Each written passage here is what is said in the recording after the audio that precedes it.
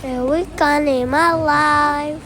Hari kelima di Switzerland. Setelah kemarin sudah puas bermain salju, hari ini rencananya kita akan menelusuri ke berbagai kota di Switzerland. Pertama-tama kami akan mengunjungi kota yang terkenal dengan salah satu air terjun terbesar di benua ini. Coba ada yang bisa tebak kemana? Ini kita sudah sampai di Terminal Zurich dan mau menuju ke kota tujuan. Perjalanannya memakan waktu sekitar 50 menit. Sebelumnya dari kota Bern ke Zurich itu juga memakan waktu sekitar 56 menit. Jadi total perjalanan kali ini sekali pergi adalah kurang lebih 2 jam. Selama perjalanan, kami menikmati momen bersantai sambil menikmati pemandangan luar biasa dari jendela kereta. Yang menarik dari perjalanan ini adalah kita sempat melewati satu stasiun yang berada di negara Jerman. Tapi stasiun berikutnya itu masuk ke negara Switzerland. Karena kota kecil yang akan kami tuju ini terletak di sebelah barat daya Zurich, di negara bagian Sachsenhausen, Switzerland, dekat perbatasan antara Swiss dan Jerman.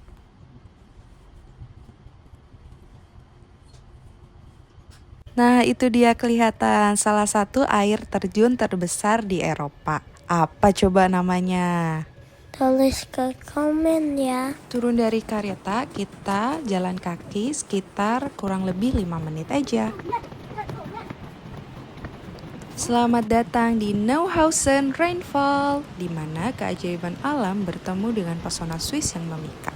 Terletak di kota kecil Neuhausen am Rheinfall, air terjun megah ini menawarkan pengalaman yang tak terlupakan bagi para pengunjung yang mencari petualangan di tengah keindahan alam yang menakjubkan.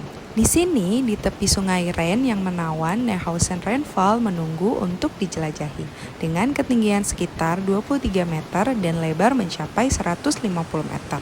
Air terjun ini menjadi salah satu yang terbesar di Eropa, menampilkan kekuatan alam yang menakjubkan yang menggetarkan hati setiap pengunjung. Benar-benar rasanya bikin tenang dan juga dingin, dihiasi dengan aroma udara yang menyegarkan dan suara gemuruh air yang mengalir. Dari sudut-sudut pandang yang tersebar di sekitar air terjun, pengunjung dapat menikmati pemandangan yang spektakuler, membiarkan diri mereka diselimuti oleh kemegahan alam yang tak terlukis. Selanjutnya, kita akan ke kota dengan pesona budaya dan sejarah yang kaya. Sebelumnya, tadi kita cuma transit doang dan sekarang kita mampir untuk menjelajahi kota Zurich.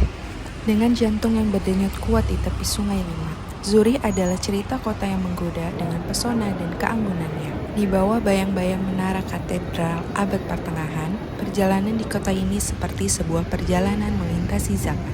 Dari bersejarah cobblestone lanes hingga tepian modern jalan-jalan yang berkilauan. Tiap sudutnya menawarkan kejutan, dari galeri seni bergengsi hingga malam yang berkilauan di sepanjang tepi sungai. Zurich memberikan perasaan dinamis dan pesona yang tak terlupakan.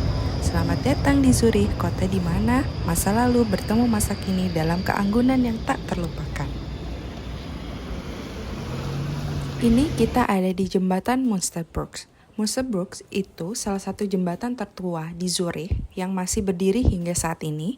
Dibangun pada abad pertengahan, jembatan ini mengumpulkan kota tua Zurich dengan Grossmünster, salah satu gereja terkenal di Zurich. Lanjut, perjalanan kita akan menuju ke kota Lucerne. Kita kembali menaiki kereta menuju kota Lucerne dengan waktu tempuh sekitar 41 menit. Di tepi Danau Lucerne, kota Lucerne menawan hati dengan pesona sejarah yang kaya dan panorama alam yang memukau. Dengan adanya jembatan kayu tertua di Eropa dan latar belakang pegunungan Alpen yang menakjubkan, kota ini adalah perpaduan sempurna antara warisan bersejarah dan keindahan alam yang menawan.